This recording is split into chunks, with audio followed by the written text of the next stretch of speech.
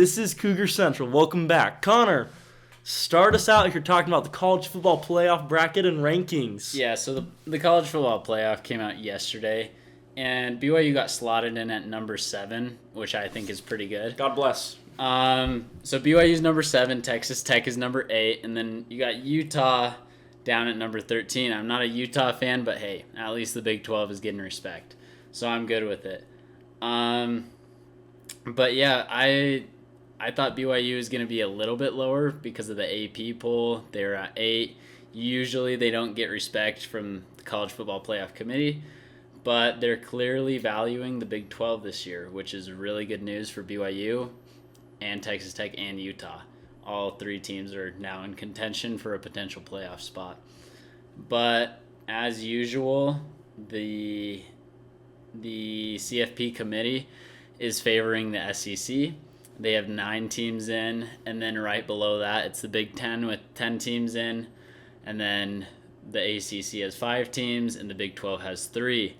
But the thing that matters with the CFP poll is that only 12 teams get in. So you're going to have an automatic bid from each conference. That takes up 4 spots, and then it's basically, and there's a group of 5. So 5 spots go to automatic bids, and then you're going to have just the highest ranked teams after that. For sure. And it's also important to realize, too, right? You have the ACC has more teams in the poll overall, but they are all ranked below the Big 12 teams. We got Utah at number 13, and Virginia is the highest-ranked ACC team at 14. So already the Big 12 is making a big statement, and CFP is making a big statement about the Big 12 football. Yeah, basically the ACC is going to get 1 bid, which is just the automatic bid, and no one else is going to get in, while the Big 12 is on track to have 2 teams at least in. So that's one of the big things. It's that right now the CFP committee is putting the Big 12 over the ACC, and I think that is a good decision. I mean, the ACC looks super weak this year, and they now have, is it just Virginia that's undefeated? No, Virginia still has a loss. All of them have a loss. So, I mean, they're in the spots they should be, honestly. They shouldn't be getting more than 1 team in. But what's going to be a big part of the discussion is BYU and Texas Tech, especially this game on Saturday, because that's going to determine who can move up and who's going to take the Big 12 in that spot and who could potentially drop out. If one team starts dropping games, it's the Big 12 is only going to be a 1-bid league.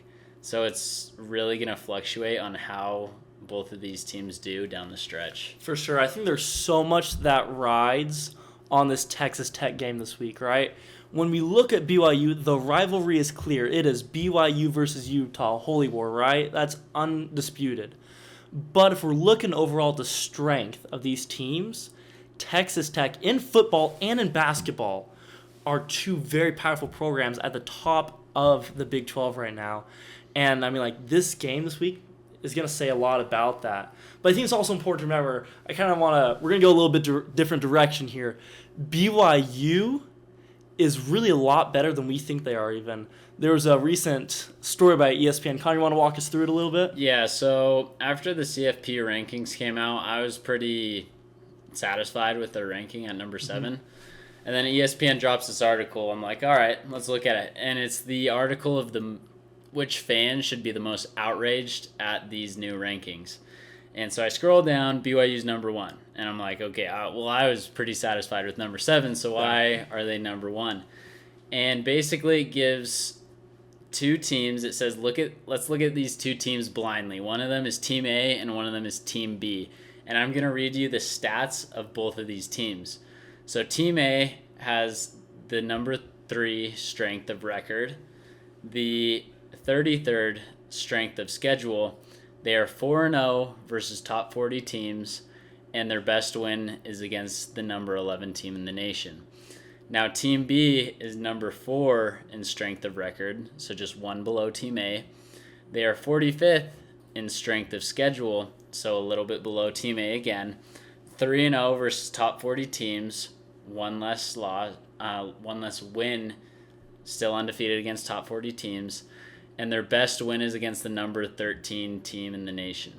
So you look at these two teams, they're pretty similar. Both of them are super good, but the only difference is that Team A has a bye in the first round of the playoffs right now in this bracket.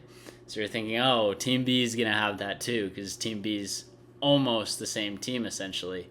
And that's not true, because Team A is number 1 Ohio State, and Team B is BYU, who currently is number 7 and does not get a bye in the first round of the playoffs. But putting these two stats together, Ohio State and BYU, kind of puts it in perspective that, hey, BYU is a lot better than we're giving them credit for, and they just don't lose games. They're still undefeated. They're one of 4 teams in college football that are still undefeated. Yeah, for sure. I think as Cougar fans, I think we should be excited about where BYU sits right now. It's a good spot. Do not get me wrong. But, reading that and looking at those statistics, it makes you realize really quickly that there's a lot more potential than I think we even give ourselves credit for as a fan base at looking at our team, which is just wonderful. But I do like where BYU is sitting at right now in the bracket, because right now they have them playing against Notre Dame before going on to Indiana. Now, Indiana is a great team. I'm not sure what that looks like when it plays out, right? If the playoffs course happens today, things are going to change. The season's going to progress. But I like that. Playing Notre Dame, I think that's a great, and I think it'd be an easy win for BYU to take down. Mm-hmm. And so I'm hoping we get something like that, right? If we get one of those ACC teams ranked just a little bit higher, and that's the matchup for week 1, that is going to be so good for BYU. But, honestly, we could even see them bumping up here in the polls in a little bit, and they could be getting that first round bye. Mm-hmm. But so we won't make any assumptions, but, let's keep our hopes up. We're excited to see what happens next. But a lot of that is going to depend on the game this week.